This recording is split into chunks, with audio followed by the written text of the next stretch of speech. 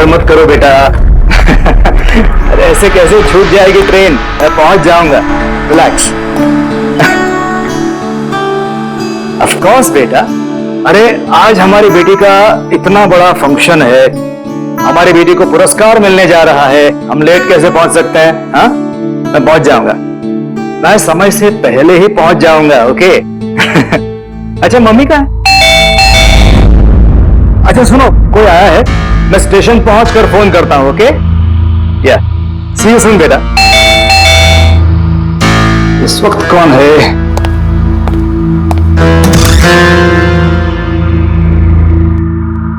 Hi sir, mister पवन Kumar.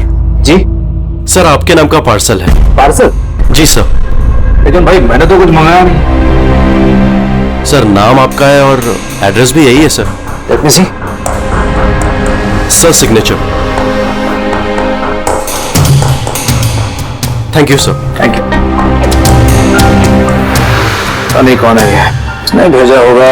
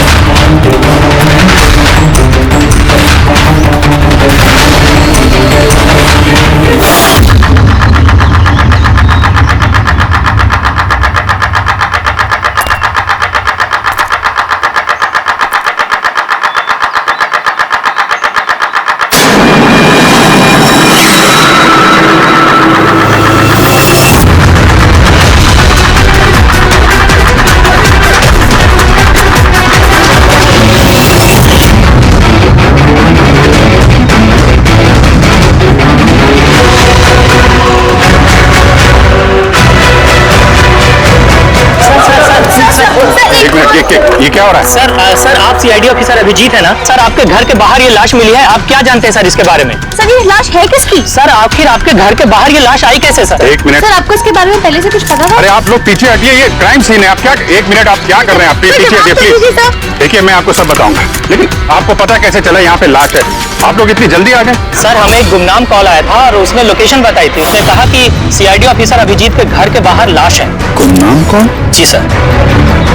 Sir पर ये है कौन सर? कुछ तो बताइए। प्लीज मैं आपको सब बताऊंगा, प्लीज।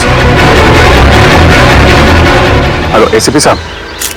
सर मेरे घर के बाहर एक लाश मिली है सर। बॉस, उस आदमी की मौत सर पर वार करने की वजह से हुई है। खून बहुत ज्यादा बह गया है, लेकिन लाश ज्यादा पुरानी नहीं। मैंने उसकी मौत कुछ घंटों पहले ही हुई। हाँ सवेरे 7 से 10 बजे के बीच। लेकिन जिस जगह से लाश मिली है बॉस, वहां पर जरा भी खून नहीं है। मतलब खून कहीं और हुआ और फिर खूनी ने लाश को तुम्हारे घर के वहां लाके छोड़ दिया। है कौन हो, कुछ पता चला? सर इसका नाम पवन है। ये एक हाईफाई होटल में बारटेंडर था। इसकी बीवी और बच्चे नागपुर में रहते हैं। तो वो भी आज वहीं जाने वाला था सर। उसकी बेटी को अवार्ड मिलने वाला था बेस्ट स्टूडेंट परफॉर्मेंस। क्या बीती होगी बेचारे पत्नी पर और बच्ची पर। लगता है ये खून बदला लेने के लिए किया गया है।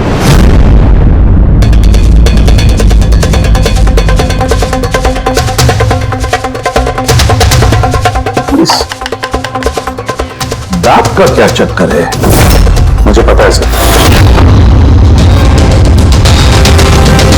ये पवन, मैं जानता हूं सर इसे।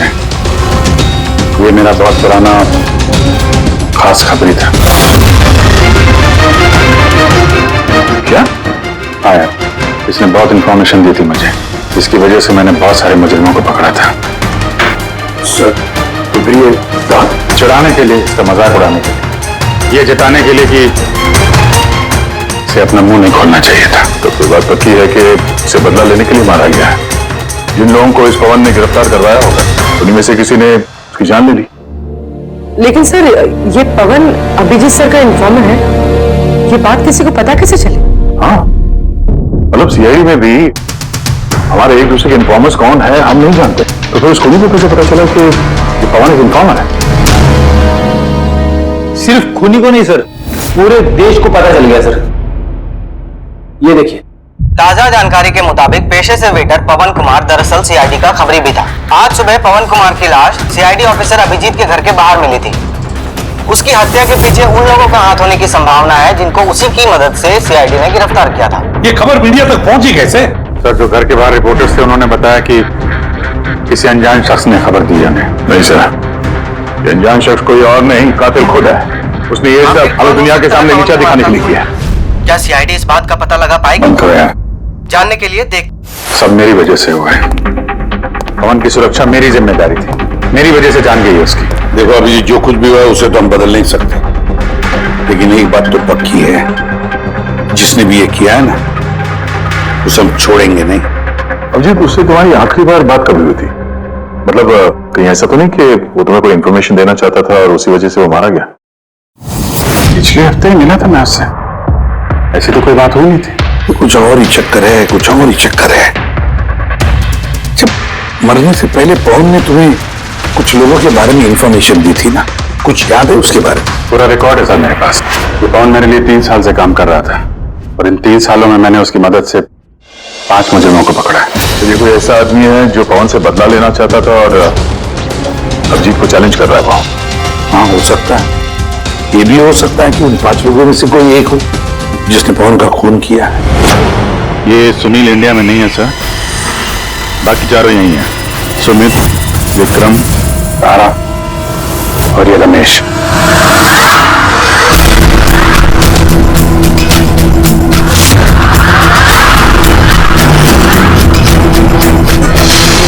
हेलो सर, मेरा नाम अजय है। बताइए आप लोग क्या खाना पसंद करेंगे? रमेश, नाम को बदल दिया? सर उधर चल के बात करें प्लीज। ड्रग्स के केस में अंदर गया था ना? कब छूटा जेल से? सर मैं कसम खा के बोल रहा हूँ, मैंने वो सब काम छोड़ दिया है। अब मैं कोई उल्टा सीधा काम नहीं करता सर, सच्ची। अच्छा तो फिर तुमने उसे क्यों मारा? उसे किसे सर? मैंने किसी को नहीं मारा।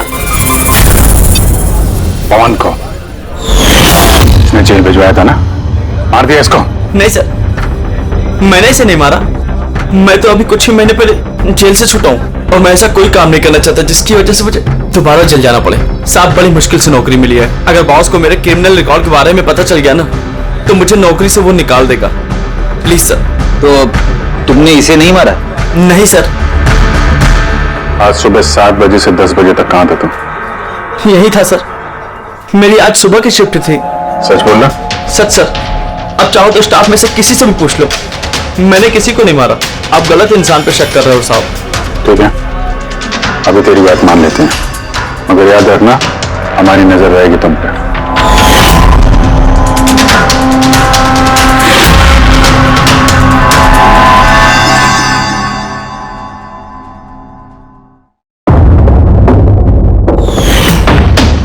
सब कुछ था मेरे पास, घर, परिवार, करियर, एक अच्छी खासी कस्टम ऑफिसर की जॉब थी। सब कुछ खत्म हो गया। खत्म हुआ नहीं, तुमने अपने हाथों से खत्म किया तारा। अगर तुम अपनी जॉब का फायदा उठा के स्मगलर्स का साथ नहीं देती तो तुम्हारे साथ ये सब नहीं होता। कोई शौक नहीं था मुझे ये सब करने का, कोई ऑप्शन नहीं बचा था मेरे पास। पापा की तबीयत ठीक नहीं थी और पैसों की जरूरत थी, और उसी वक्त मुझे ये ऑफर मिला। मैं क्या करती? आप प्लीज बैठ जाइए।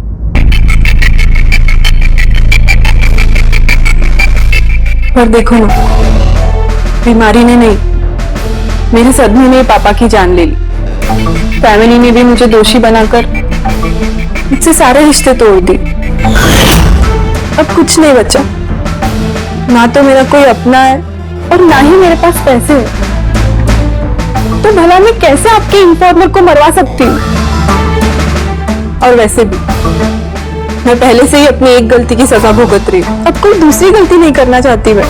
देखिए, आप प्लीज मेरा विश्वास कीजिए, मेरा इसमें कोई हाथ नहीं। पवन का खून तुमने करवाया ना? अब तुम खुद बताओगे या हम उगलवाएं? कौन पवन? वो खबरी? मैं तो तुम लोगों को बहुत होशियार समझता था। देख रहे हो ना मेरा हाल, मैं यहाँ जेल में हूँ, फिर भी मुझसे पूछ रहे हो। इजाजत तुम किसी और को देना, समझा? तुम्हारे काले कारनामों से जो तुमने पैसे कमाए उसे जेल के बाहर क्या क्या कर सकते हो हम सब जानते हैं। बोल, पवन की सुपारी किसको दी? क्या बात कर रहे हो तुम? लगता है आजकल फिल्में ज्यादा देखते हो। मेरा हाल देख रहे हो ना, यहाँ ना मेरे पास फोन है और ना ही कोई मिलने जुलने वाला। फिर कैसे मैं किसी की सुपारी दे सकता हूँ? हाँ, इज्जत देने के लिए मुझे शुक्रिया। तुम्हें क्या लगता है कि मैं इतना बड़ा गैंगस्टर हूं कि यहां बैठे बैठे किसी का भी बाहर गेम बजवा सकता हूं? तो उसके लिए भी थैंक यू। तुम्हें सब मजाक लग रहा है? हाँ? तुम्हारा इसमें हाथ है या नहीं वो तो हम पता लगा ही लेंगे, लेकिन अगर तुम्हारा इसमें हाथ है तो जो तुम्हारा हाल है ना, उससे भी बुरा हाल करूंगा मैं तुम्हारा। देखो, उस पवन खबरी का खून मैंने नहीं करवाया, लेकिन हाँ, जिसने भी किया है ना, बहुत अच्छा किया। और वो यहीं रुकने वाला नहीं है, एक एक करके सब मारे जाएंगे और तुम देखते रह जाओगे। हेलो। अरे बाबू, मुझे पता तुम पवन की खबर सुनकर डर गई हो, लेकिन तुम चिंता मत करो। अरे न्यूज वाले बढ़ा चढ़ा कर बताते हैं, और वैसे भी मेरे बारे में सिर्फ दो ही लोग जानते हैं, तुम और दूसरे अभिजीत सर। तीसरा कोई नहीं जानता कि मैं अभिजीत सर का खबरी हूँ। मैं मिल रहा हूँ ना उनसे कल। हाँ, एक नई खबर भी हाथ लगी है। अरे तुम परेशान मत हो, मैं तुमसे जल्दी मिलता हूँ, ठीक है? Okay, bye.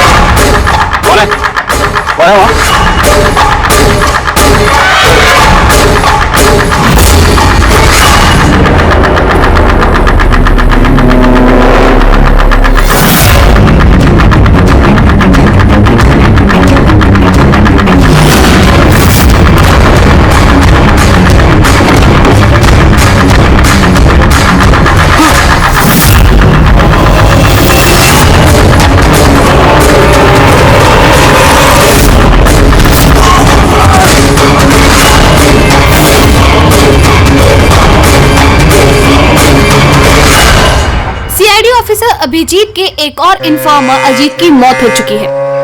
आखिर ये है कौन जो एक एक करके सीआईडी ऑफिसर अभिजीत के सारे इन्फॉर्मर्स को मार रहा है? आखिर इसके पीछे का राज है क्या?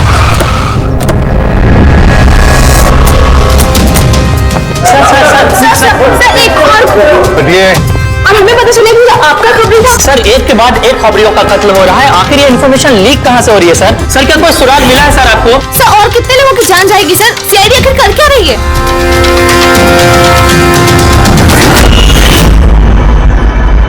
गला घोट के मारा है सर।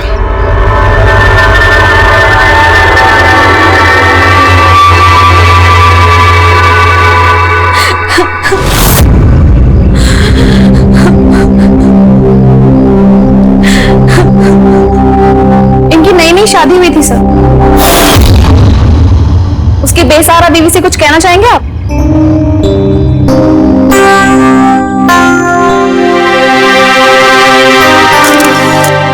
तो आप हैं इंस्पेक्टर अभिजीत, मेरे अजीत के अभिजीत सर। कितना भरोसा करते थे वो आप पर, और आपने उनका इस्तेमाल किया, उनको धोखा दिया है। आपने तो उनकी हिफाजत करने का भरोसा दिया था ना? क्या हुआ उस भरोसे का? कितने पैसों में बेचा आपने उसको? बोलिए, जवाब दीजिए। कितने पैसे मिले आपको? आपका ईमान, आपका जमीन बेचने के लिए? बोलिए। मैम प्लीज बस कीजिए मैम। आपको पता है किसके बारे में बोल रही आपने हूँ? मारा मेरे अजीत को। खूनी है आप, खूनी है आप। मैम प्लीज खूनी है आप, खूनी है आप। प्लीज खूनी है आप, आपने मेरे अजीत को मारा है, खूनी है आप। तो ये थी इन्फॉर्मर अजीत की वाइफ, जिनके आंसू चीख चीख कर सीआईडी ऑफिसर अभिजीत से सवाल पूछ रहे हैं। क्या ये? हाँ, क्या कोई तमाशा चल रहा है? क्राइम सीन है ये। आप लोग यहाँ से जाइए और हमें अपना काम करने दीजिए। चलिए बाहर जाइए। बॉडी को फॉरेंसिक लैब भेज दो। सर। सही कह रहे हैं वो, मेरी वजह से मरे हैं दोनों। ये तुम क्या कह रहे हो अभिजीत? तुमने कुछ नहीं किया। क्या किया तुमने? सर कुछ कर ही तो नहीं पाया मैं। ये दोनों मेरे इन्फॉर्मर्स थे, इनकी सुरक्षा की जिम्मेदारी मेरी थी, पर मैं फेल हो गया सर। पता नहीं किसी को कैसे इनके बारे में पता चला। यही तो पता लगाना है अभिजीत। ये जो दो लोग जिनकी मौत हुई है, ये दोनों तुम्हारे इन्फॉर्मर्स थे, और ये कोई इत्तेफाक तो नहीं हो सकता। कहीं ना कहीं से ये इन्फॉर्मेशन लीक हुई है। हम अगर कहां से? ये दोनों एक दूसरे को भी नहीं जानते थे सर। इनके बारे में अगर किसी को पता था तो सिर्फ मुझे, मेरे अलावा कोई नहीं जानता था इन्हें। और उसके बाद में कातिल को पता चल गया। पर कैसे पता चल गया कातिल को? अभिजीत ये दोनों एक दूसरे को जानते नहीं थे, फिर भी उन दोनों का संबंध था सिर्फ तुमसे, सिर्फ तुमसे। तो कातिल को इनके बारे में इंफॉर्मेशन तुम्हारे अलावा और कौन दे सकता है? सर आपको लगता है कि नहीं अभिजीत, ये मैं नहीं कहना चाहता। तुम याद करके बताओ, तुमने सारी इंफॉर्मेशन इन खबरियों के बारे में कहाँ रखी थी? घर में, कंप्यूटर में, अपने फोन में, ऑफिस में, कहीं तो रखी होगी ना? सर मैंने बहुत संभाल के रखी है। वो मेरे पर्सनल लैपटॉप में है सर, मेरे घर में है, कोई एक्सेस नहीं कर सकता सर। तो फिर अभिजीत, हमें तुम्हारे घर पर जाना होगा, पता तो लगना चाहिए ये लीक हुई कैसे, कहां से इंफॉर्मेशन। सर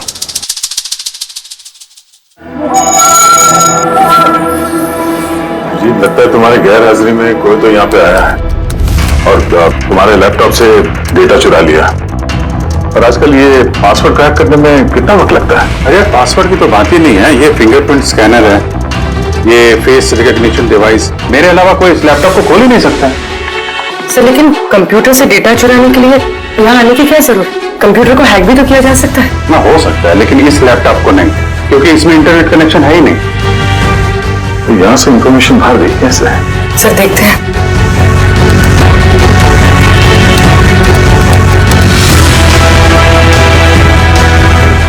सर आपके कंप्यूटर को रिमोट एक्सेस किया गया। लेकिन कैसे है? इसमें इंटरनेट कनेक्शन नहीं है, कैसे है? सर ये देखिए, ये फाइल 2 हफ्ते पहले खोली गई। डेट देखिए। अरे इस डेट को तो हम लोग मुंबई में थे ही नहीं, बाहर थे। ये कैसे हो सकता है? हो सकता है सर। सर आपने कोई नया सॉफ्टवेयर कॉपी या इंस्टॉल किया है ये 2-3 हफ्ते पहले? यार उसकी कोई जरूरत नहीं है पूर्वी, तुमको पता है मैंने इस लैपटॉप में सिर्फ केस से जुड़े हुए दस्तावेज रखे हैं और कुछ सॉफ्टवेयर की जरूरत ही नहीं। हाँ कभी कभार पेन ड्राइव की जरूरत होती है ट्रांसफर करने के लिए डाटा वगैरह। Sir pen drive? हाँ सर वो पेन ड्राइव दिखाएंगे आप?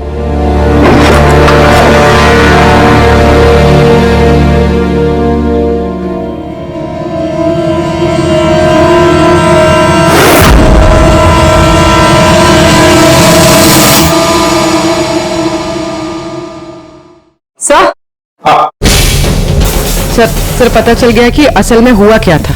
क्या कैसे हुआ? सर सब कुछ इस पेन ड्राइव की वजह से हुआ। इस पेन ड्राइव की वजह से? हाँ सर ये पेन ड्राइव ही एक स्मार्ट डिवाइस है। ये देखिए सर, आपने कहा था कि आपका लैपटॉप इंटरनेट से कनेक्टेड नहीं था, लेकिन जैसे ही आपने पेन ड्राइव अपने लैपटॉप से लगाया, आपका लैपटॉप एक अनजान नेटवर्क से कनेक्ट हो गया, जैसे वाईफाई डोंगल होता है। और फिर सर ये एक प्रॉक्सी नेटवर्क है। ये आपको दिखाई नहीं देगा, लेकिन इस नेटवर्क से जुड़े दूसरे शख्स को आपके लैपटॉप का एक्सेस दे देगा। इसे सर कोई कंप्यूटर रिपेयर करने वाला है और आपका कंप्यूटर खराब है, तो बिना आपके कंप्यूटर के पास बैठे रिमोटली कहीं से भी एक्सेस करके आपका कंप्यूटर ठीक कर सकता है सर। एग्जैक्टली सर, किसी ने इस पेन ड्राइव के जरिए आपके लैपटॉप को एक्सेस किया और इन्फॉर्मर्स वाली फाइल्स चुरा ली। तो सब प्लान था? कातिल ने पेन ड्राइव तुम्हारे आसपास प्लान कर दिया। तुम्हें कुछ याद है ये पेन ड्राइव तुम्हें कहाँ मिली? ये तो मैंने ऑनलाइन खरीदी थी, एक अच्छा सस्ता ऑफर था, इसलिए वो मेरे मेल पे आया था। ये मेल आया था। सर ये तो कोई शॉपिंग वेबसाइट है। हाँ, अच्छी खासी एस्टेब्लिश वेबसाइट है, डिस्काउंट दे रहे थे, इसलिए मैंने 2-3 पेन ड्राइव मंगा ली।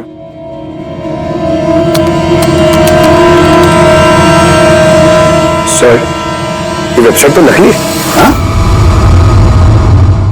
सर ये वेबसाइट तो फर्जी है।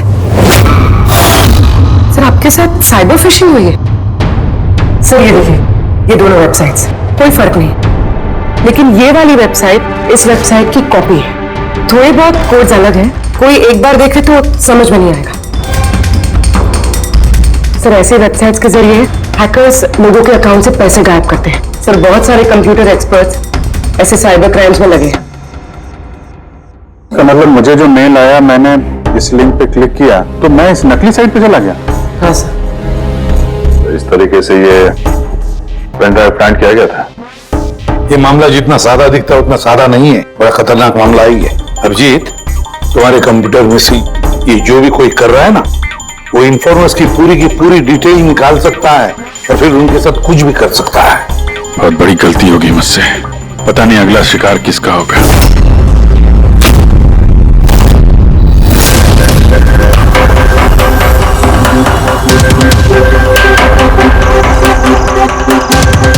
हाँ रवि। हाय सर, ये रही डिटेल्स। खबर पक्की है? पक्की खबर है सर, मेरी इंफॉर्मेशन कभी गलत नहीं होती है सर। सर बहुत डेंजरस लोग हैं।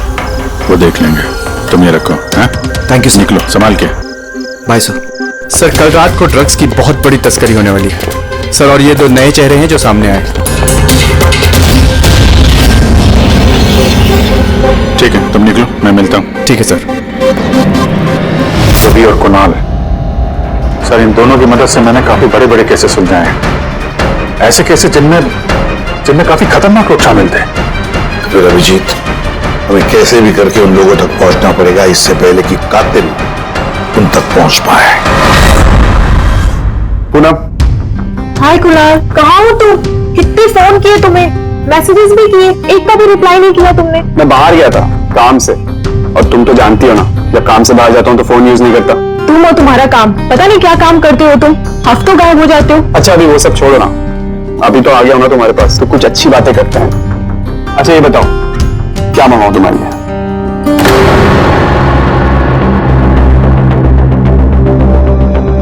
अभिजीत सर, मैं एक सेकंड आता हूँ। एक्सक्यूज मी, मैं ये अखबार देख सकता हूँ? एक और खबरी की हत्या। सूत्रों के मुताबिक मरने वाले युवक अजीत भाई सीआईडी के सीनियर इंस्पेक्टर अभिजीत के व्यक्तिगत खबरी थे। एक हफ्ते में ये इस तरह की दूसरी हत्या है। इससे पहले पवन नाम के एक और खबरी की भी हत्या हो चुकी है। इंस्पेक्टर अभिजीत पे अपने खबरियों की जानकारी लीक करने के आरोप लग रहे हैं। इंस्पेक्टर अभिजीत के अन्य खबरियों की जान भी खतरे में हो सकती है। हे भगवान, ये नहीं हो सकता। क्या नहीं हो सकता? ये खबर आई नो, कितनी गलत बात है ना। जो लोग अपनी जान जोखिम में डाल के हमारे लिए काम करते हैं, उनकी ही जान का सौदा। इंस्पेक्टर अभिजीत, ऐसा कैसे कर सकते हैं? कुणाल, क्या हुआ तुम्हें? कहाँ खो गए तुम? Kunal, are you okay? अच्छा चलो, मुझे ना जाना होगा। जाना है? कहाँ जाना है? अभी तो आए हो, अभी कहाँ जाना है? मैं तुम्हें सब बताता हूँ, ठीक है? मैं बताऊंगा।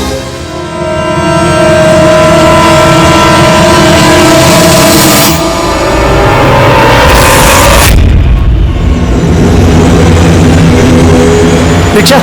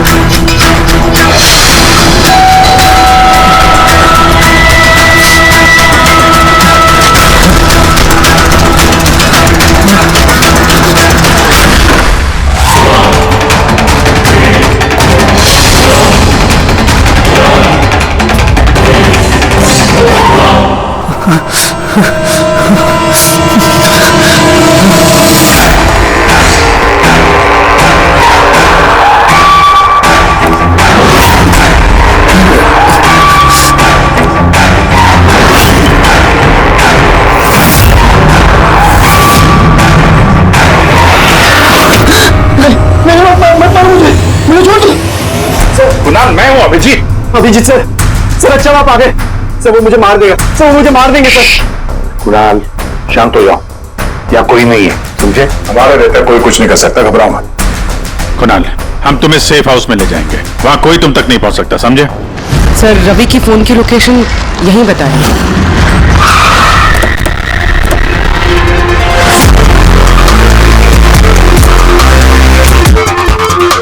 यहाँ होना चाहिए लेकिन देख तो नहीं रहा। रवि,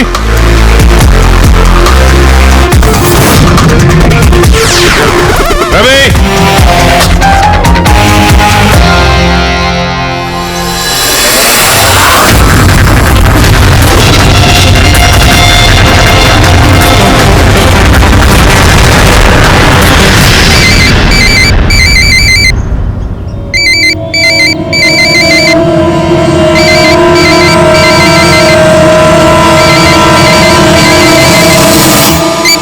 हेलो।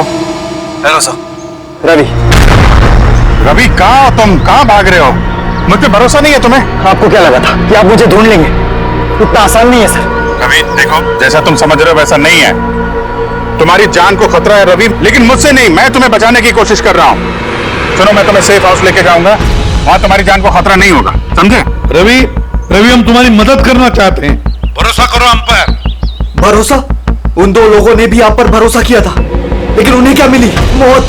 देखिए सर, मेरे लिए मेरी लाइफ बहुत कीमती है। मेरे पीछे मेरा परिवार है, मुझे इतना जल्दी नहीं मरना। मेरी जान को बख्श दीजिए सर, मैं मरना नहीं चाहता। प्लीज मुझे जाने दीजिए सर, मुझे ढूंढना बंद कीजिए। रवि रवि रवि, बात को समझने की कोशिश। नहीं सर, मैंने कहा ना नहीं। पहले आप पर भरोसा करके मैंने बहुत बड़ी गलती की है। एक बार गलती करी, दूसरी बार नहीं करूंगा। मुझे नहीं पता था कि आप बिक चुके हैं सर। मुझे प्लीज ढूंढना बंद कीजिए सर। रवि कहाँ हो तुम? तुम्हारी जान को खतरा है, समझो तुम। Bye sir. रवि, रवि नहीं मारेगा ये, नहीं समझेगा, किसी भी हालत में ढूंढना पड़ेगा इसे। ये 4 में से 3 इन्फॉर्मर्स तो सेफ हाउस में पहुंच गए। ये रवि सिर्फ बाहर है ना? सर, इन दोनों की टिप से जो लोग गिरफ्तार हुए हैं, उन सबकी लिस्ट आ गई। है कोई इनमें IT या कंप्यूटर एक्सपर्ट? नहीं सर, ऐसे तो कोई नहीं है, लेकिन ये विक्रम, उसे तुम जेल में मिले थे, क्यों, क्या हुआ? सर हर हफ्ते इसकी बीवी जेल में इसे फोन करती है, और पिछले शुक्रवार को भी इसकी बीवी ने इसे जेल में फोन किया था। तो तुम्हें इससे प्रूव क्या होता है? सर, मैंने और फ्रेडी सर ने पता किया है कि हॉस्पिटल में थी उनकी वाइफ फ्राइडे को, लेकिन उन्होंने किसी को फोन नहीं किया। फैंटास्टिक, गजब का काम किया तुम दोनों ने। अब पता लगाएंगे कि विक्रम को अगर उसकी बीवी ने फोन नहीं किया तो फिर किसने किया? और ये बताएगा विक्रम जी। हमें सब पता है। वो शुक्रवार को तुम्हारी पत्नी हॉस्पिटल में एडमिट थी, उसने कॉल नहीं किया तुम्हें। तो उस दिन उसके नाम से जो कॉल आया था तुम्हें, वो फोन किसने किया था? मैं कह चुका हूं ना तुम्हारे को कि मैंने कुछ नहीं किया। फिर बार बार क्यों चले आते हो मेरा और अपना वक्त बर्बाद करने के लिए? वक्त हम नहीं, तुम बर्बाद कर रहे हो हमारा, समझा? और ये हमें बिल्कुल बर्दाश्त नहीं है। सीधे सीधे बताओ, क्या जानते हो इन हत्याओं के बारे में? हाँ बताओ, वरना मेरा दिमाग खराब हो गया ना। देख, अभी तक तो तू सिर्फ जेल में खा पी रहा है, घूम फिर रहा है। अगर सच सच नहीं बताएगा तो यहां से सीधा काल कोठरी जाएगा। काल कोठरी समझता है ना? और चीजों को तो छोड़ दे, रोशनी को तरस जाएगा। तो आखिरी मौका है तेरे पास, सच सच बता दे, वरना मैं तेरा काल कोठरी जाने का बंदोबस्त करूं। फोन, एक फोन आया था। मैं नहीं जानता उस आदमी को। उसने तो मुझे फोन पर एक डील ऑफर की थी। कैसे डील? डील ये थी कि मुझे जिसने जेल में भिजवाया, जिसने मेरी मुखबरी की थी, उसने बोला कि अगर मैं उसको 3 करोड़ रुपया दूंगा तो वो उसको मार देगा। तो तुमने क्या कहा? सब सच बोलो, मुझे उसकी बात पे विश्वास ही नहीं हुआ। मुझे लगा कि कोई मेरे साथ मजाक कर रहा है, तो मैंने उसको मना कर दिया। फिर उसने मुझको बोला कि और भी कई लोग हैं जो उससे बदला लेना चाहते हैं, वो उसको मारने की मुंह मांगी कीमत देंगे। और मुझे ये भी बोला उसने कि मैं न्यूज में देख लूं कि वो सच बोल रहा है। फिर जब मैंने न्यूज सुनी तो, पर सर मैं आपको एक बात बता रहा हूं, मैं उसका नाम नहीं जानता और ना ही फिर उसका कभी मुझे फोन आया। मुझको जो कुछ मालूम था सब आप लोगों को बता दिया। सच कह रहा हूं सर। ठीक है, इसका मतलब है उसने ऐसे और भी लोगों को कांटेक्ट किया होगा। बहुत बड़ा गेम खेला है। अपराधियों से पैसा कमाने का जरिया बना रखा है। सर आपके बाकी खबरियों की भी जान खतरे में, और हमें खूनी के बारे में कुछ पता ही नहीं। 3 करोड़, इसकी मांग बहुत ऊंची है। और ऐसे वो हर किसी को फोन नहीं करेगा, ये उसी को फोन करेगा जो उसकी मांग पूरी कर सके। ठीक कह रहे हैं। पता करता हूं अपनी लिस्ट में कितने लोग हैं जो 3 करोड़ रुपए खर्चा कर सके। ये शिखर हो सकता है। पिछले हफ्ते इसको फोन आया था, इसको कुणाल ने अंदर करवाया था और इसके पास देने के लिए पैसे भी हैं।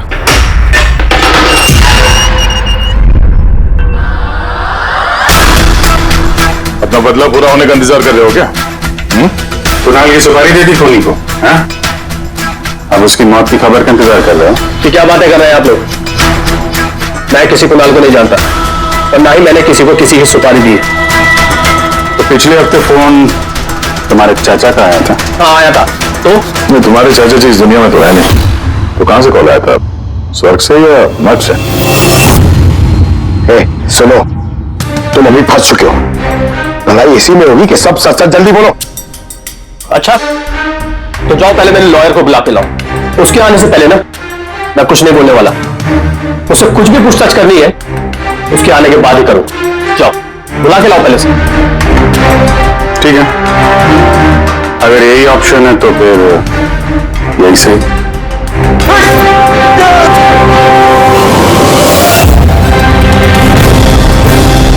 ये कहां लेके जा रहे हैं आप लोग मुझे? हमने तो तुमको बोलने का मौका दिया था, लेकिन तुम तो वकील बुला रहे थे। अब तुम्हारे साथ क्या होगा किसी को पता नहीं चलेगा, तुम्हारे वकील को भी नहीं। ये गलत कर रहे हैं आप लोग। सीआईडी ऐसा नहीं कर सकती है। बात सही कह रहे हो, सीआईडी ऐसा नहीं कर सकती। सीआईडी कभी गलत काम नहीं करती। हम तो लोगों को ये कहने वाले हैं कि तुमने हम पे हमला करने की कोशिश की और हमने अपने बचाव में तुम्हें गोली मार दी। नहीं सर, प्लीज ऐसा मत करो सर। आराम से। पंकज सर, कोई अच्छी जगह पे गाड़ी रोको सर।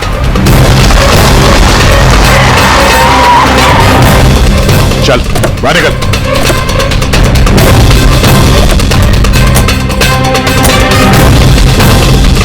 नहीं सर, सर प्लीज मुझे मत मारिए सर प्लीज। चल भाग जा, भाग नहीं जा। सर प्लीज, सर प्लीज, नहीं सर प्लीज, भाग। नहीं sir please please please sir, चल, सर भाग। मुझे माफ कर दीजिए सर, सर प्लीज मुझे माफ कर दीजिए सर। अबे भाग। सर मैं बताता हूँ सर, सर सब कुछ बता दो सर, सब कुछ बता दो सर। सर आप तो सही कह रहे हैं सर, मुझे कातिल का फोन आया था सर, कुणाल को मारने की सुपारी मैंने दी थी सर।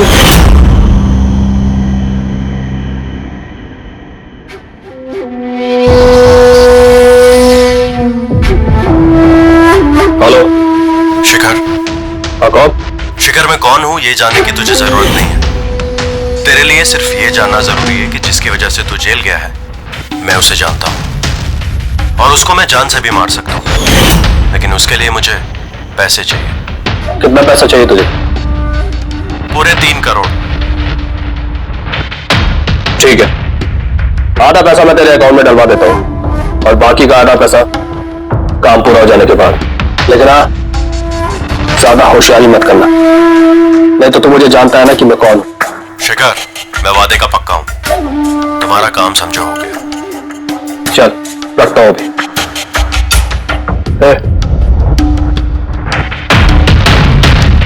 सुन, ये रख, किसी को बोलना मत। सर मैंने अपनी बीवी की मदद से सर उसके अकाउंट में आधे पैसे डलवा दिए थे सर, और बाकी का आधा पैसा काम होने के बाद डलवाने वाला था सर, लेकिन अभी तक कुणाल को कुछ नहीं हुआ है सर। कुणाल की जान खतरे में है।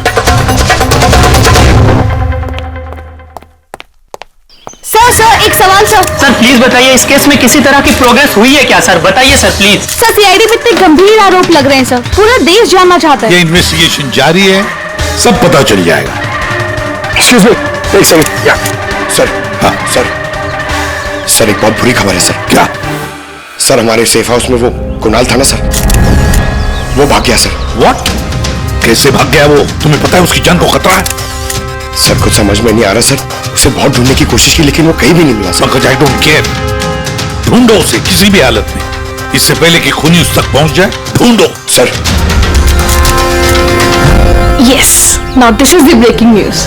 एक के बाद एक हो रही सीआईडी इन्फॉर्मर्स की हत्याओं का रहस्य सुलझाने में सीआईडी पहले से नाकाम थी, और अभी अभी एक खबर आ रही है कि कुणाल नाम का सीआईडी का एक और खबरी जिसकी सुरक्षा का जिम्मा सीआईडी ने लिया था वो लापता है। सीआईडी ने कुणाल को जिस सुरक्षित ठिकाने पर रखा था वहां से कुणाल गायब हो गया। क्या सीआईडी कुणाल तक पहुंचने और उसे बचाने में कामयाब हो पाएगी?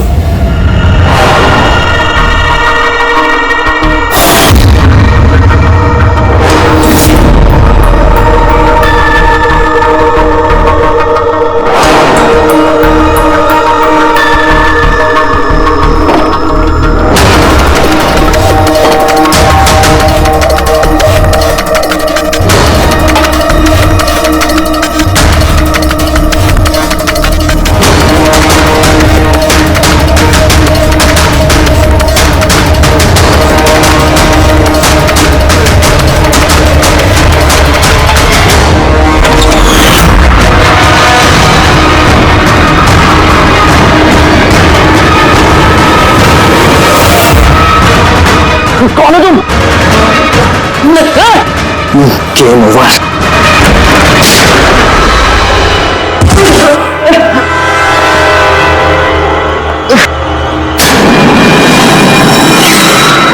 अभी तुम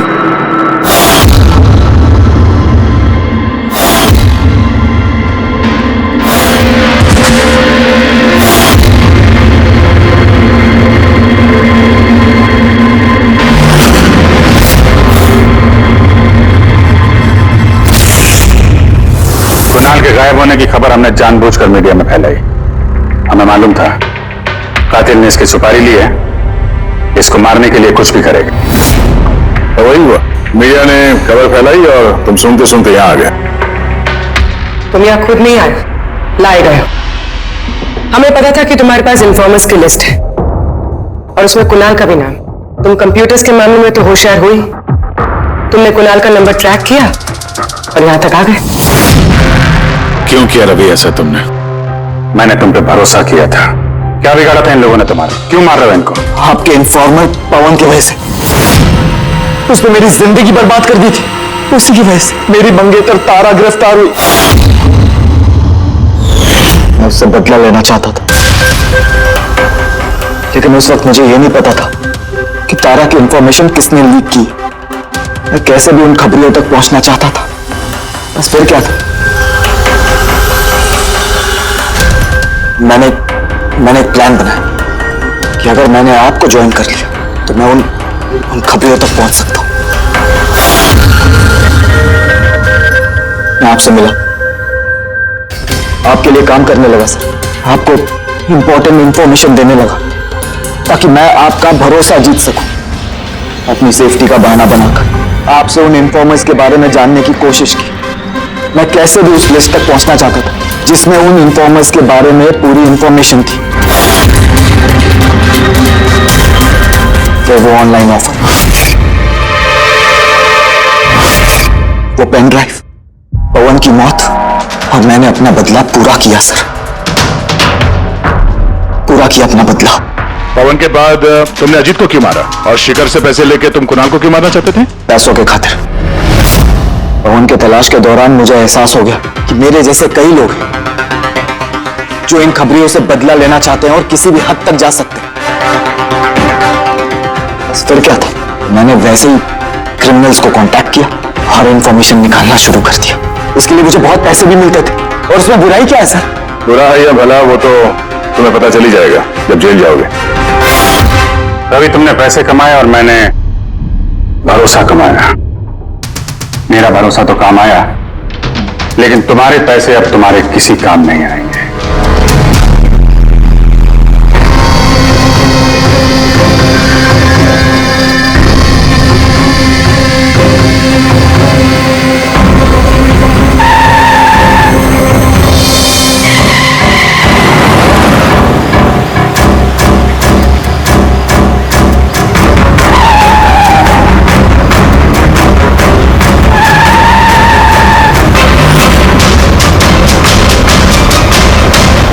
गाड़ी में सोना अच्छी बात नहीं है।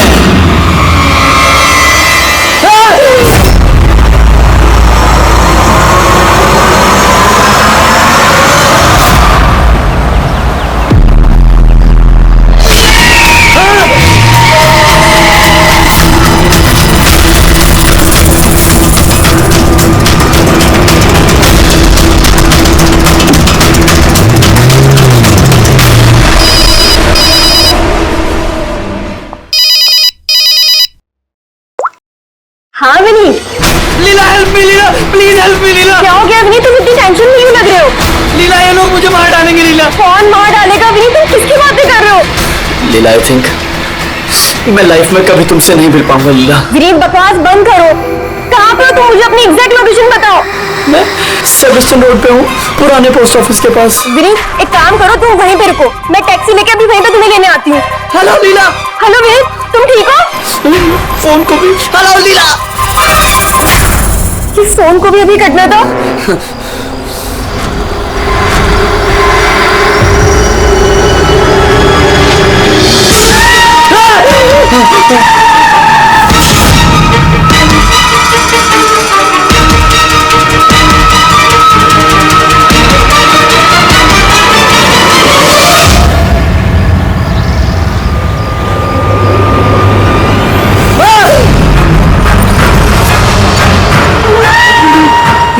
भगवान प्लीज हेल्प मी, मुझे मेरे घर तक पहुंचा दो प्लीज।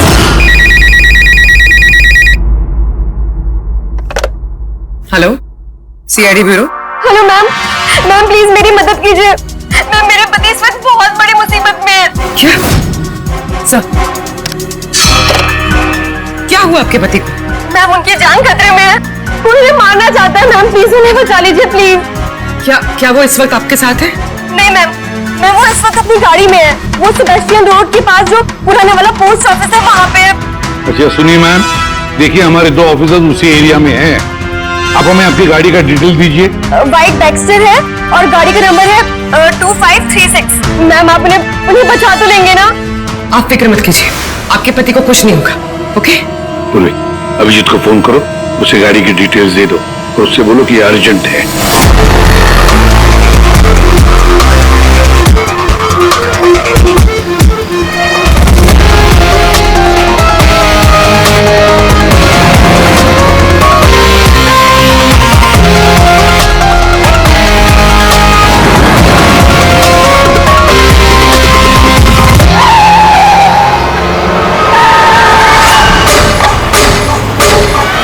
यही नंबर है। ये गाड़ी ऐसे क्यों चला रहा है? ये तो एक्सीडेंट कर देगा।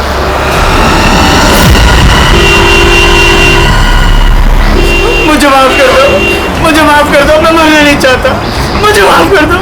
किससे बातें कर रहा है? गाड़ी में तो कोई नहीं है। अरे विनीत, किससे बात कर रहा है? गाड़ी में कोई नहीं है। अंधे हो तुम लोग, तुम्हें दिखाई नहीं दे रहा? इतने सारे लोग मुझे बुला रहे हैं। कर क्या रहा है ये? मुझे माफ कर दो, मैं मरना नहीं चाहता। पागल हो गया लगता है। विनीत, विनीत, विनीत, तुम्हारी जान को खतरा हो सकता है, रुक जाओ।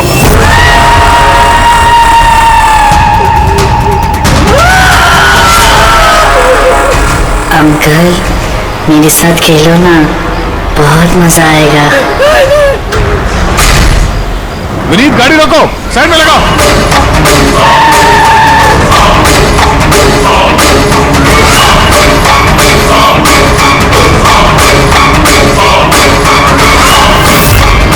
रुक जाओ। विनीत, विनीत,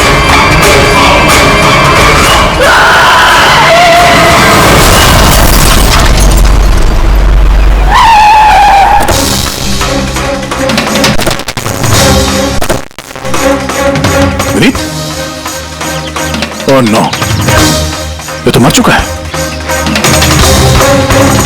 स्मेल है।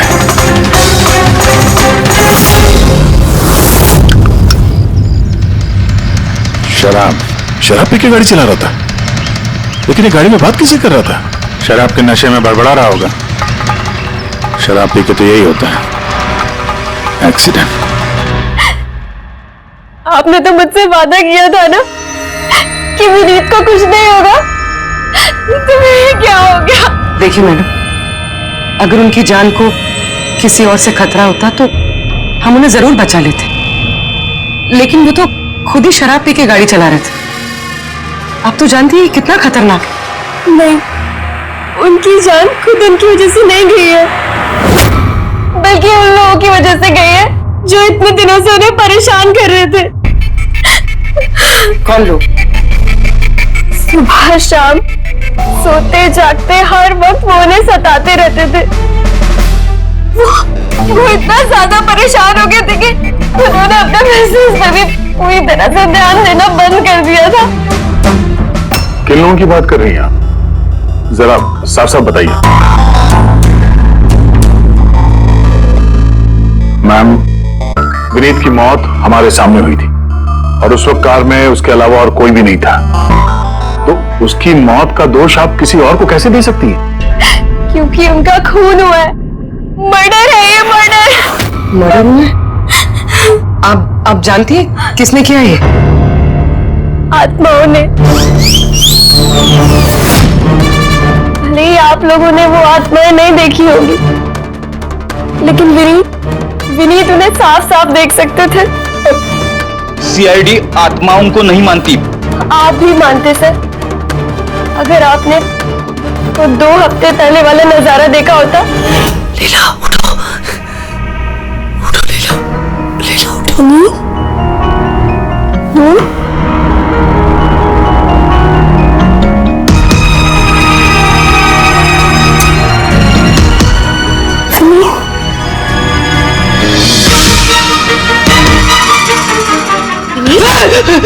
क्या विनीत? वो देखो, कबर्ड के ऊपर।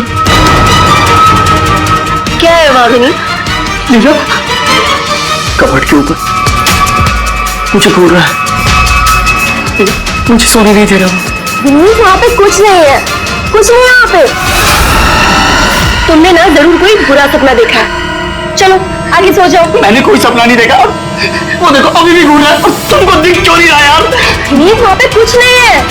तबीयत ठीक नहीं है विनीत, तो आगे सो जाओ। चलो, कुछ नहीं है विनीत, तो ना बुरा सपना देखा इसलिए ये सब हो रहा है। सॉरी, मुझे माफ कर दो प्लीज। एक मिनट, ये विनीत किस चीज के लिए माफी मांग रहा था? ये तो मुझे भी नहीं पता सर। विनीत काम क्या करता था? सर, उनकी कंपनी हॉस्पिटल्स में मेडिकल इक्विपमेंट सप्लाई करती थी। आप श्योर है कि वो विनीत का खून आत्मा नहीं किया? सर, मुझे पहले तो नहीं लगता था, क्योंकि ना तो मैंने कभी कोई आत्मा देखी थी और नहीं कभी मैंने उनकी आवाज सुनी थी। लेकिन बाद में मुझे विनीत की बातों पे यकीन होने लगा कि वो सच कहता था।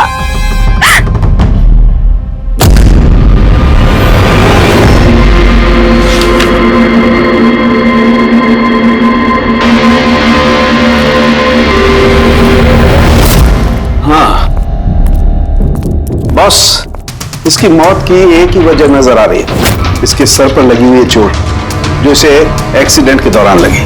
पक्का डॉक्टर साहब, कोई और वजह नहीं? विसरल सैंपल्स को चेक करना अभी बाकी है, लेकिन प्राइमा फेसी तो यही दिखता है कि मौत की वजह एक्सीडेंट है। तो बॉस, इसके खून में हमें अल्कोहल की बहुत ज्यादा मात्रा मिली। मुझे लगता है उसी की वजह से इसे हेलुसिनेशन होने लगे और इसने टक्कर मार दी। मतलब ये खून का मामला नहीं है। हम फ्यूनरल के लिए बॉडी को लौटा सकते हैं। अगर कुछ डाउट हुआ तो विसरल सैंपल से पता लग जाएगा। पता नहीं सर क्यों अभी मुझे ऐसा लग रहा है कि ये केस उतना सीधा नहीं है, क्योंकि जब हमने लीला से पूछा कि ये विनीत किससे माफी मांग रहा था तो वो बात को टाल गई। हम लोग भी फ्यूनरल में जाएं क्या?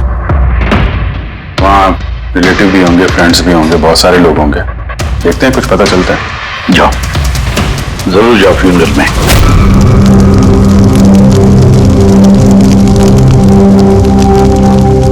अच्छा हुआ मर गया, ऐसे गलत लोगों के साथ ऐसा ही होना चाहिए। तुमने बिल्कुल ठीक कहा, इसकी मौत इससे बदतर होनी चाहिए थी।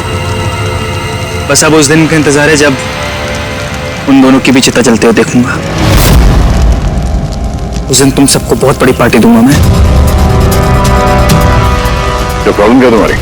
हाँ? यहाँ पर एक आदमी की चिता जल रही है, शौक मनाने के बजाय जश्न मनाने की बात करो तुम लोग। क्यों ना मनाऊं जश्न? अरे असली जश्न तो उस दिन मनेगा जिस दिन ये दोनों भी अग्नि की भेंट चढ़ेंगे। ये दोनों अग्नि की भेंट चढ़े या ना चढ़े, तुम सीआईडी के हत्थे जरूर चढ़ोगे।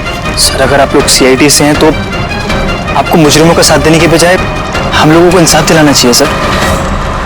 एक मिनट, कहना क्या चाहते हो? पूरी बात बताओ। सर मेरा नाम रोहित है और मेरे पिताजी पर्पल हॉस्पिटल में एडमिट थे। डॉक्टर सर वो वेंटिलेटर पे। Doctor, nurse doctor relax. मेरे पिताजी मर रहे हैं वहाँ पे, प्लीज डॉक्टर को बुलाइए प्लीज। क्या हुआ? क्यों शोर मचा रहे हो? शोर न मचाऊं तो क्या करूं? मेरे पिताजी मर रहे हैं वहाँ पर और आपके साथ यहाँ बैठकर मक्खियाँ मार रहे हैं। आप शांत हो जाइए प्लीज, अब जाइए पेशेंट के पास। हम आते हैं। मैम प्लीज जल्दी कीजिए प्लीज। सब हो गया, सारे के सारे वेंटिलेटर्स एक एक बंद हो रहे हैं। यस मैम, हमारे 2 इंटर्न्स मैनुअली ऑक्सीजन दे रहे हैं कुछ पेशेंट्स को। मैम हर पेशेंट के साथ ऐसा नहीं हो सकता, अगर वेंटिलेटर्स ठीक नहीं हो तो पेशेंट मर जाएंगे। धीरे बोलो। अरे ये हॉस्पिटल के रेपुटेशन का सवाल है, अगर मरीजों के घर वालों को पता चल गया ना फिर बवाल हो जाएगा। आप प्लीज 2 मिनट का वक्त दीजिए, हम सोल्यूशन। मैम एक एक करके सारी वेंटिलेटर्स बंद हो रहे हैं। बाकी के वार्ड्स में चेक करो। अरे वो सप्लाई यूनिट को फोन करो ना, वो ही अभी कुछ कर सकता है। बस टेंशन लेने की जरूरत। डॉक्टर महक हुआ क्या है ये सब? वेंटिलेटर बंद हो गए सारे। आप प्लीज शांत रहिए, मैं बात करती हूँ ना। सर एक एक करके सारे वेंटिलेटर्स बंद हो गए। क्या ऐसे कैसे हो सकता है? तो किसी हॉस्पिटल में फोन करो ना, वहां से मंगवाओ। अरे राजा फोन लगाओ और मैं एक काम करूँ, टेक्नीशियन जो यहाँ पर है उसको बुलाओ। राजा क्या हो गया तुम्हें सुनाई नहीं देता सर क्या आप कह रहे हैं? आप लोग क्या डिस्कशन में टाइम वेस्ट कर रहे हैं? मेरे पिताजी मर जाएंगे वहां पर। प्लीज चलिए प्लीज। बस आते ही है please. Ma'am very bad news. 2 patients की जान चली गई है, 5 पेशेंट्स बहुत क्रिटिकल कंडीशन में हैं। सर अगर आज हम लोगों का परिवार हमारे साथ नहीं है तो उसके जिम्मेदार सिर्फ और सिर्फ ये 3 लोग हैं, विनीत, महक और राजा। ये विनीत तो इक्विपमेंट सप्लाई करता था ना? जी सर। और ये महक राजा? सर जिस दिन ये हादसा हुआ उस दिन महक डॉक्टर इंचार्ज थी और राजा हॉस्पिटल का एडमिन संभालता था। ये सिर्फ राजा और महक आए हॉस्पिटल से या और लोग भी आए वहां के? आया ना सर, वो हेड नर्स परिणीता, वो शेखर जो की मेंटेनेंस में, और वो डॉक्टर केदार इस हॉस्पिटल के मालिक। ठीक है, अभी शांत हो जाओ। हम इस मामले के तह तक जाएंगे। अगर तुम्हारे पिताजी के साथ नाइंसाफी हुई है तो उन्हें इंसाफ जरूर मिलेगा।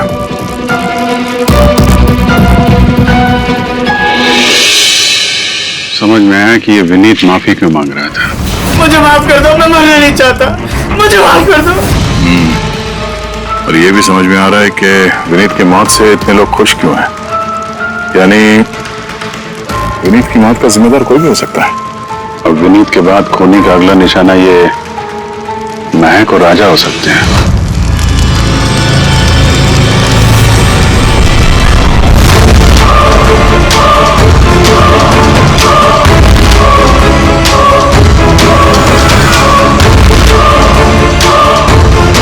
मुझे माफ कर दो। तुमने मुझे क्यों मरने दिया?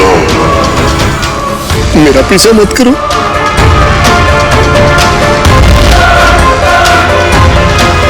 ये बात कैसे कर रहा है? मेरा पीछा मत करो। उन्हीं काल्पनिक लोगों से जिससे विनीत बात कर रहा था। शायद तू मुझे बचा सकती थी। क्यों मरने दिया मुझे? तुम भी मरने के लिए तैयार हो जाओ। और ये महक भी सहमी से लग रही है। छोड़ो, छोड़ो मुझे, छोड़ो मुझे, आग में मत खींचो। मेरी कोई गलती नहीं है। छोड़ो, छोड़ो, छोड़ो, छोड़ो मुझे, छोड़ो, छोड़ो, मत खींचो मुझे आग में। छोड़ो, क्या कर रहे हो? इधर आओ। क्या कर रहे हो यार? हैं? मैं बस परेशान हूं, इसमें आप लोग क्या कर सकते हैं? मुझे खुद ही निपटना होगा अपनी परेशानी से। आप इधर आओ, थोड़ा दूर हट जाओ इधर से। तो बहुत सारे लोग हैं जो विनीत की मौत की खबर सुनकर खुश हो गए हैं। हाँ सर। और अब वो महक और राजा की मौत की खबर सुनना चाहते हैं। राजा और महक, इनका बर्ताव भी कुछ नॉर्मल नहीं लग रहा था सर। काफी डरे डरे से लग रहे थे, विनीत की तरह। सर, विसरल सैंपल्स की रिपोर्ट आ गई है। वेट, कोई गड़बड़ है? हाँ, एक आम इंसान का खून जितना लाल होता है, विनीत का खून उससे बहुत ज्यादा लाल था। अब समझ में आया कि विनीत को आत्माएं क्यों नजर आ रही थी। क्यों सर? पूर्वी, जब इंसान का खून जरूरत से ज्यादा लाल हो तो इसका मतलब ये होता है कि वो इंसान बहुत ज्यादा लंबे समय तक कार्बन कंपाउंड के संपर्क में रहा और इस कार्बन कंपाउंड की वजह से ही उसे हेलुसिनेशन आते हैं, जबरदस्त किस्म के। तो मतलब किसी ने जानबूझकर विनीत को इस कार्बन कंपाउंड के संपर्क में लाया, जिसकी वजह से विनीत की दिमागी हालत खराब हो गई, जो उसकी मौत का कारण भी बन गई। सर, खूनी को ये कार्बन कंपाउंड मिला कहां से होगा? हमारे आसपास हर जगह कार्बन कंपाउंड फैला हुआ है। मॉडर्न जिंदगी में हम जितनी भी मशीनों का इस्तेमाल करते हैं वो सब की सब, लगभग सब की सब कार्बन कंपाउंड निकालती हैं। हाँ, कोई भी मशीनों के साथ छेड़खानी करके ऐसी साजिश कर सकता है। तो कार में बैठने के ठीक पहले विनीत ऐसे किसी केमिकल के संपर्क में आया होगा, इसकी वजह से उसे ये हेलुसिनेशन वगैरह हो रहे थे। बिल्कुल बॉस, गाड़ी के एग्जॉस्ट सिस्टम को चेक करना चाहिए, गड़बड़ वही हुई है।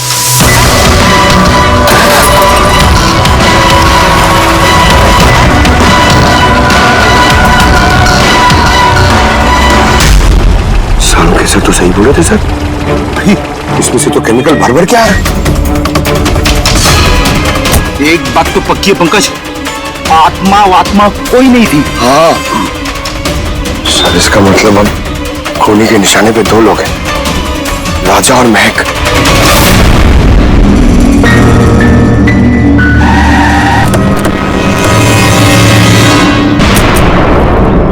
खंडर में राजा का प्रताप ठीक नहीं था, अभी भी उसकी मानसिक स्थिति ठीक नहीं है।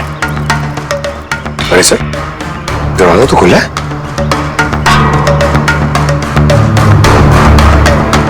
ये खूनी राजा तक पहुंच तो नहीं गया? ये क्या माहौल है? कैंडल्स,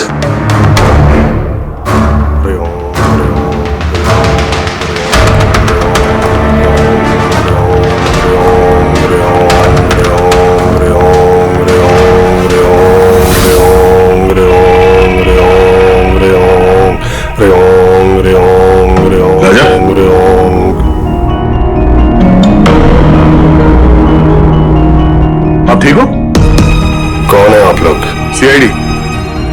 के अंतिम संस्कार में मिले थे हम लोग। तुम आग में कूदने वाले थे, हमने तुम्हें रोका था, भूल गए? अब आप लोगों को मुझे रोकने या बचाने की जरूरत नहीं पड़ेगी। जब तक विनीत का खूनी पकड़ा नहीं जाता, तुम्हारी जान को भी खतरा है। अच्छा सच सच बताना, उन 12 मरीजों की मौत क्या तुम्हारी लापरवाही की वजह से गई थी? खबरदार जो मुझ पर ऐसा गंदा और झूठा इल्जाम लगाया था। मैं निर्दोष हूं और कोई नहीं मरा मेरी वजह से। शांत शांत। राजा बड़ी मुश्किल से शांत हुआ है, इसको समझ दिलाइए। आपकी तारीफ? श्लोक नाम है मेरा। मैं राजा की इस बुरे वक्त से बाहर निकलने में मदद कर रहा हूं। ओह, तो आप साइकियाट्रिस्ट हैं? साइकियाट्रिस्ट नहीं, साइकिक, मीडियम। इस दुनिया और दूसरी दुनिया के बीच एक पुल समझ लो। दूसरी दुनिया? दूसरी कौन सी दुनिया? कोई आत्माओं वाली दुनिया। वैसे हम भी एक पुल है, मुजरिमों की दुनिया से लेके जेल के अंदर सलाखों के पीछे तक पहुंचाने का पुल। पर सर आप मुझे सलाखों के पीछे क्यों डालना चाह रहे हैं? मैं तो राजा की आत्माओं से बचाने में मदद कर रहा हूं। राजा को आत्माओं से नहीं, केमिकल पॉइजनिंग से बचाने की जरूरत है। और बंद करो अपना ये ढोंग, समझे? सर वो कहां इशारा कर रहे? उस बूढ़े आदमी की तरफ जो एसी के पास खड़ा हुआ है। किसकी बात कर रहे हैं? मुझे तो कोई भी नहीं दिख रहा। मुझे भी नहीं दिख रहा। मानो या ना मानो, इस कमरे के अंदर कोई शक्तिशाली आत्मा है जो राजा को नुकसान पहुंचाना चाहती है। अभी पता चल जाएगा।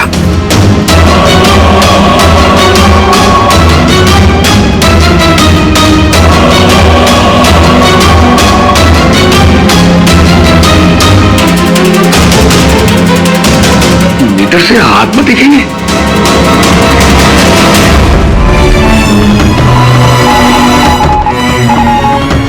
देखा, वो आत्मा एसी के पास ही है। मेरी ईएमएफ मशीन झूठ नहीं बोल सकती।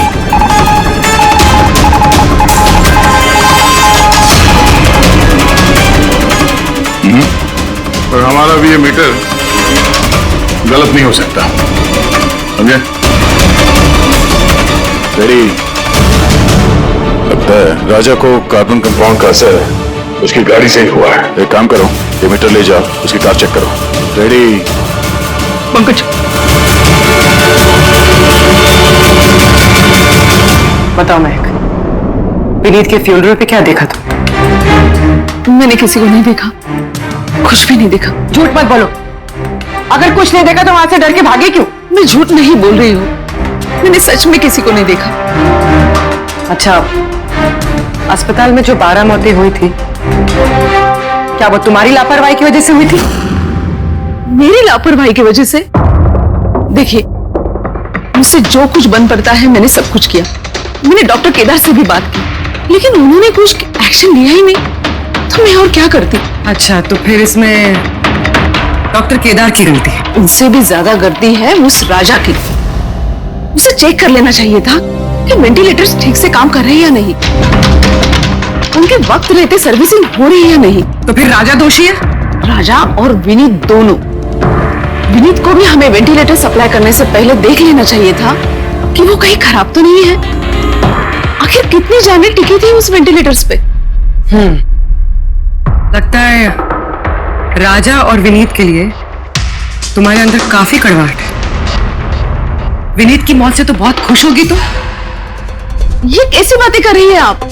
बिल्कुल भी नहीं। मैं एक डॉक्टर हूँ और मेरा काम पेशेंट्स की जान बचाना है। किसी की मौत से मैं कैसे खुश हो सकती हूँ?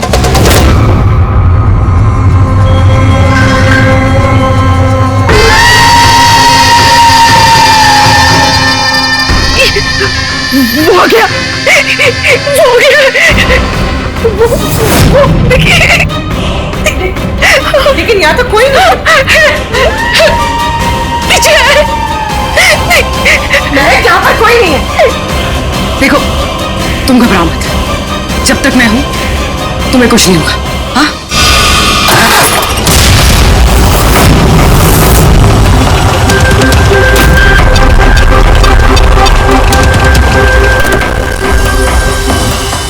के एसी में तो कार्बन कंपाउंड नहीं है। घर के अंदर देते, चलो।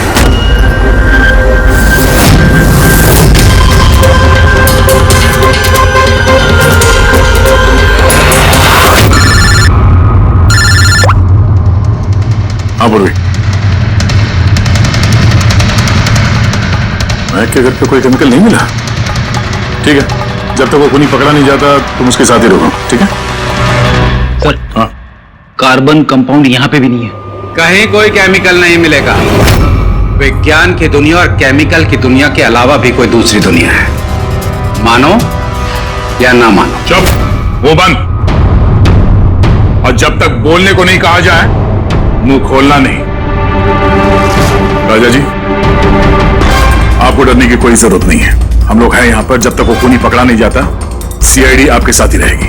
मुझे सीआईडी की जरूरत नहीं है, ये है ना मेरी सुरक्षा करने के लिए। सर ये कैसे हो सकता है? ना राजा के घर में केमिकल मिला, ना महक के घर में केमिकल मिला, कैसे हो सकता है? सर, हमने राजा के घर को अच्छी तरह से चेक किया, एक एक कोना देखा, गाड़ी भी चेक की, कहीं कुछ नहीं मिला। हाँ मगर दया, अगर कोई केमिकल का इस्तेमाल ही नहीं हुआ है तो फिर राजा और महक को हेलुसिनेशन हुए कैसे? कोई तो वजह होनी चाहिए। और सर, जिस तरीके से विनीत के कार के एसी में केमिकल का इस्तेमाल किया गया है, ये किसी नौसिखिया का काम नहीं लगता है, तो कोई एक्सपर्ट। एक काम करते हैं, बनने वालों के घरों में देखो, शायद कोई ऐसा आदमी हो जो केमिकल्स के बारे में अच्छी जानकारी रखता हो, कोई केमिकल्स में एक्सपर्ट। और हाँ, हॉस्पिटल के उस स्टाफ को बुलाओ, चीफ नर्स जो है ना, हेड नर्स परिणीता, फिर हेड टेक्नीशियन शेखर और मालिक केदार, तीनों को बुलाओ। सर देखते हैं।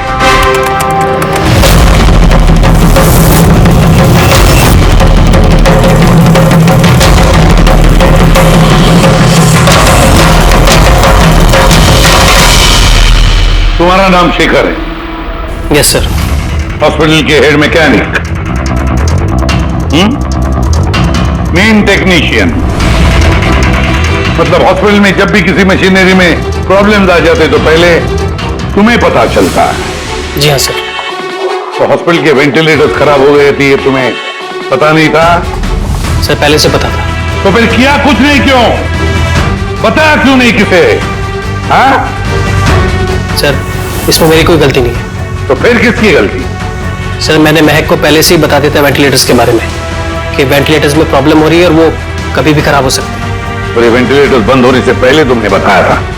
यस सर, 1 वीक पहले। मैम, मैंने आपको एक नोटिस भेजा था, वार्ड टीम के वेंटिलेटर्स ठीक तरह से काम नहीं कर रहे हैं। ओह, मैंने वो तुम्हारा लेटर पढ़ लिया था शेखर, तुम टेंशन मत लेना, मैं कुछ करती हूँ। बट मैम मामला थोड़ा अर्जेंट है। हाँ हाँ मुझे पता है। डॉक्टर महक, यस मैम आपको अकाउंट्स डिपार्टमेंट में इमीडिएटली बुलाया है। हाँ ओके चलो। Okay ma'am. Don't worry Shekhar, मैं कुछ ना कुछ करूंगी पक्का। बट सर उन्होंने मेरी बात को सीरियसली लिया ही नहीं। हाँ, महक ने वेंटिलेटर्स खराब होने पर पेशेंट्स को बहुत बचाने की कोशिश की, मगर राजा सर इतने घबरा गए कि कुछ कर ही नहीं पाए। शेखर जी, तुम कितना सच बोल रहे हो, कितना झूठ, ये तो हम पता लगा ही लेंगे। सर महक की कोई गलती नहीं है, उसने मुझे वेंटिलेटर्स खराब होने के बारे में पहले ही बता दिया था। लेकिन आपने क्या किया?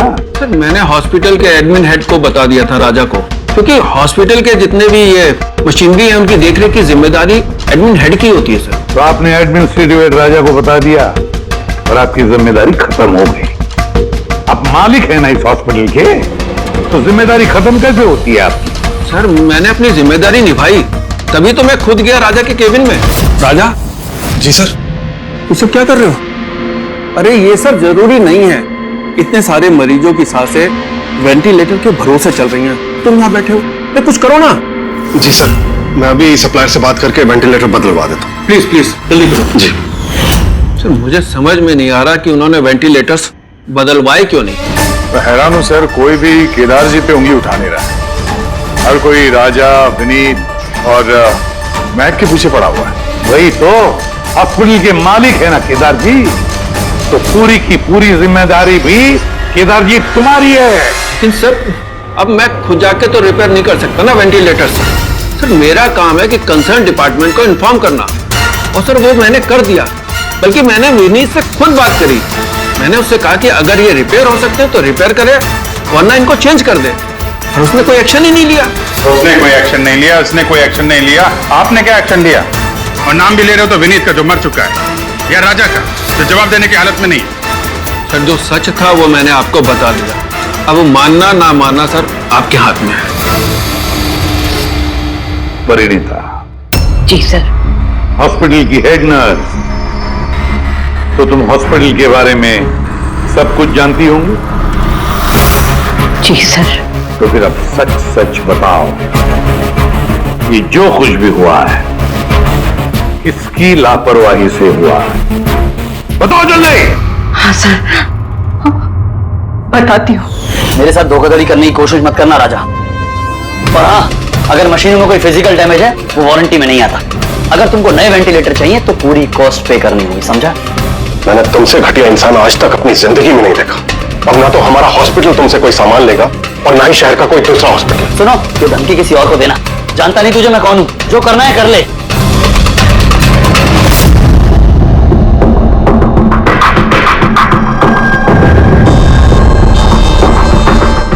ये जो कुछ भी हुआ है इस राजा और विनीत के झगड़े की वजह से हुआ है। दोनों के झगड़े की वजह से सर इतने लोगों की जान चली गई। राजा को नए वेंटिलेटर का इंतजाम तुरंत करना चाहिए था। सर इन मरीजों के परिवार वालों में से 3 लोग ऐसे हैं जिन्होंने केमिकल इंजीनियरिंग की है। अच्छा, 3 लोग? तो फिर उनकी कुंडली निकालो, देखते हैं।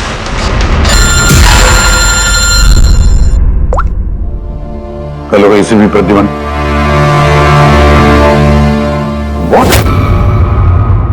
ठीक है, हम अभी पहुंचते हैं। क्या सर? राजा की मौत हो गई।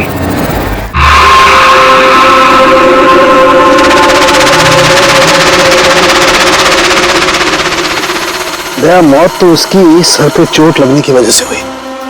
लगता है छत से कूद गया है। जरूर हेलुसिनेशंस इतने भारी पड़ गए होंगे कि तिल मिलाकर राजा ने ऊपर से छलांग लगा दी। और तुम ख्याल रखने वाले थे ना इसका? ये ख्याल रखा तुमने? हाँ? सर राजा तो एकदम शांत तरीके से हो गया था। मुझे क्या पता था कि अचानक उठ जाएगा और खुदकुशी कर लेगा।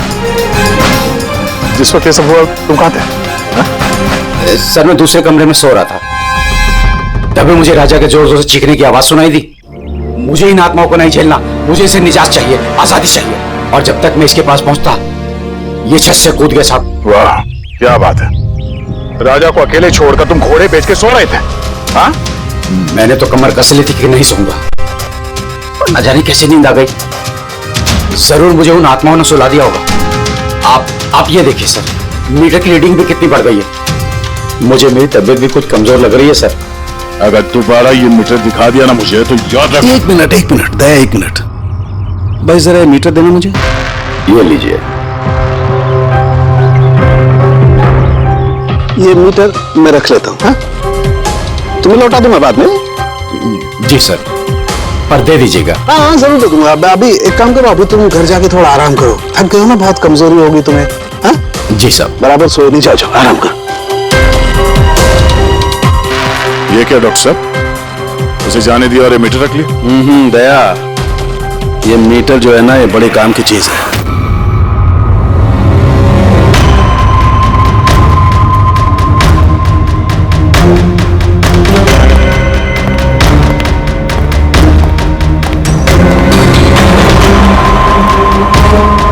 इस रूम में चेक करता हूं। हाँ सर।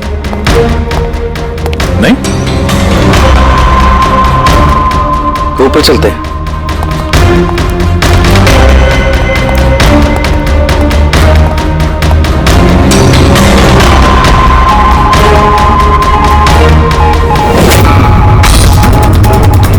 इस रूम के साथ आराम से ये नीडल तो जंगली घोड़े की तरह भाग रहा है।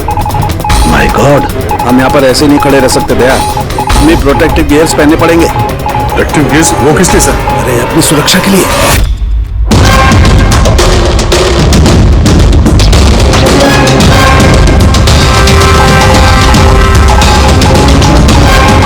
ये देखो, सबसे ज्यादा मीटर रीडिंग यहीं पर है, इस एसी के नीचे।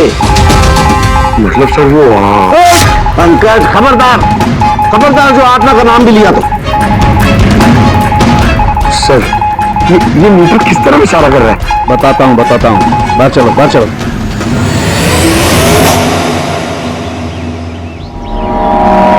देखा दया, ये है EMF, इलेक्ट्रोमैग्नेटिक फील्ड डिटेक्ट करता है ये। इलेक्ट्रोमैग्नेटिक फील्ड्स, ये तो आजकल सभी इलेक्ट्रॉनिक अप्लायंसेस में होता है सर, टीवी, फ्रिज, एसी में। बिल्कुल है, लेकिन उन अप्लायंसेस का EMF हिडन होता है, छिपा हुआ होता है, ताकि लोगों पर बुरा असर ना हो। कैसा बुरा असर? तो इसकी वजह से लोगों को नौशिया हो सकता है, जी घबरा सकता है, बेचैनी हो सकती है, और अगर ज्यादा देर तक संपर्क में रहे तो हेलुसिनेशन होना भी कोई बड़ी बात नहीं है। ओह, मतलब राजा को ये हेलुसिनेशन किसी केमिकल की वजह से नहीं हुआ है, अपने घर के इलेक्ट्रॉनिक अप्लायंसेस की वजह से हुआ है, क्योंकि उसका वो EMF ढका हुआ नहीं था। बिल्कुल। इसका मतलब है सर किसी ने ये जानबूझ के छेड़छाड़ की है इसमें। हो सकता है।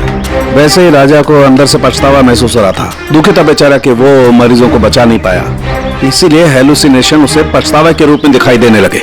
शायद इसी पछतावे की वजह से इस विनीत की भी मौत हो गई। बिल्कुल, और वो अशोक, उससे भी कमजोरी इसीलिए महसूस हो रही थी क्योंकि वो भी काफी देर तक इस EMF के संपर्क में था। यहाँ पे वो कार्बन कंपाउंड नहीं मिला घर में। मिले नहीं कैसे थे? क्योंकि यहाँ तो EMF का इस्तेमाल हो रहा था, और सबसे ज्यादा रीडिंग मुझे बेडरूम के AC में मिली। इसका मतलब बेडरूम के AC में छेड़छाड़ हुई। फिर तो उस महक के घर में भी EMF। ओह नो, हमें तुरंत पुलिस को इन्फॉर्म करना होगा।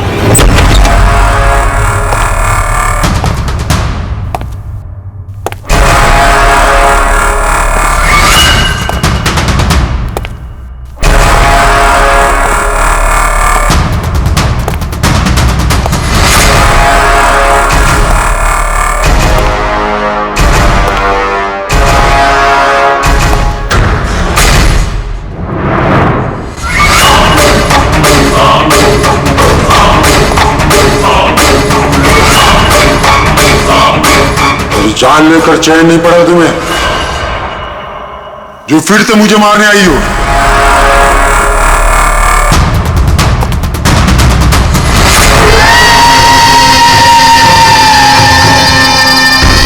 तुम?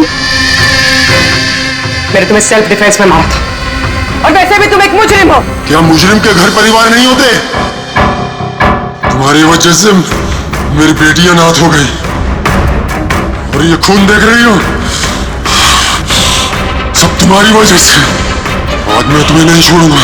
देखो मेरे पास मत आना, मैं मार दूंगा। आज मैं तुम्हें नहीं छोड़ूंगा। मेरे पास मत आना, मैं कहती हूँ मार दूंगी। मैं कहती हूँ मेरे पास मत आना।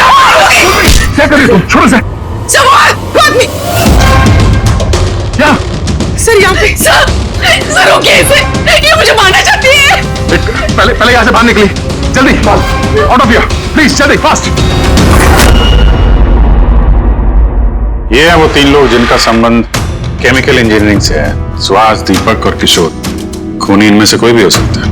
नहीं अभिजीत, कार के AC में केमिकल फिक्स करना अलग बात है, और इलेक्ट्रोमैग्नेटिक फील्ड को इतनी होशियारी के साथ इस्तेमाल करना अलग बात है। मुझे लगता है कोई ऐसा आदमी है जिसे साइंस की, मेडिकल साइंस की बहुत अच्छी जानकारी है, या तो कोई डॉक्टर या कोई साइंटिस्ट।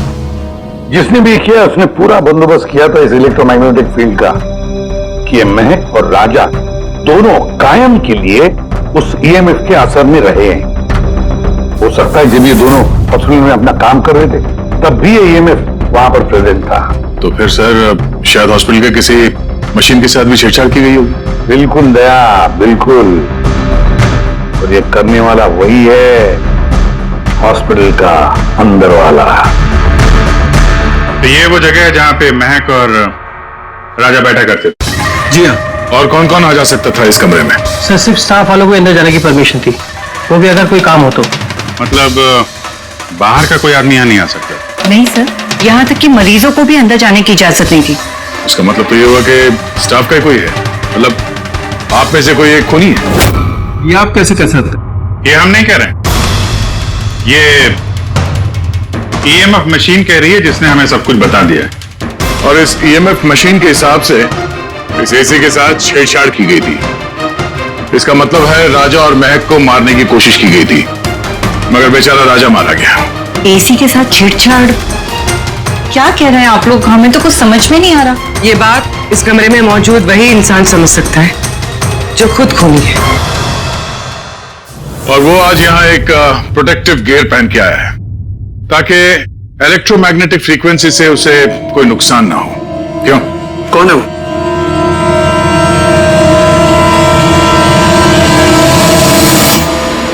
यहाँ।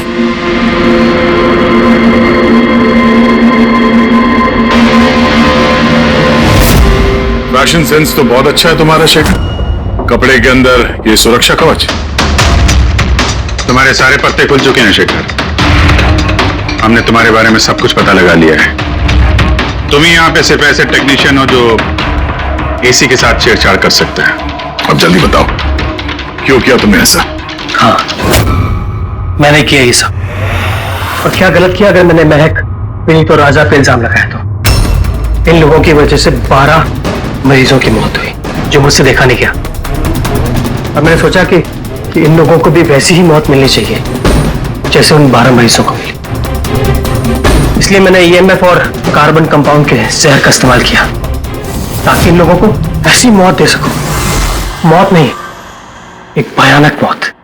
और ये मेरा इंसाफ था। इंसाफ करने का हक सिर्फ कानून को है, किसी और को नहीं, समझे? तुम जानते थे उस केमिकल के इस्तेमाल से उन लोगों को हैलुसिनेशन होगा। वो मरे हुए मरीज उन्हें सामने दिखाई देंगे जिसकी वजह से वो पागल हो जाएंगे। क्यों? और मैं अपने मकसद में कामयाब भी हुआ। जैसी मैं मौत चाहता था वैसी ही मौत विनीत और राजा को मिली। मगर अफसोस, महक को आपने एंड मोमेंट पे बचाया।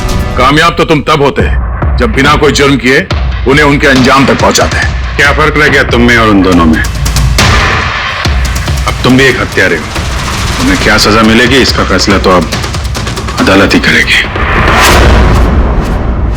इस तरह के और भी एपिसोड देखने के लिए हमारे चैनल को सब्सक्राइब करें और बेल आइकन दबाना ना भूलें।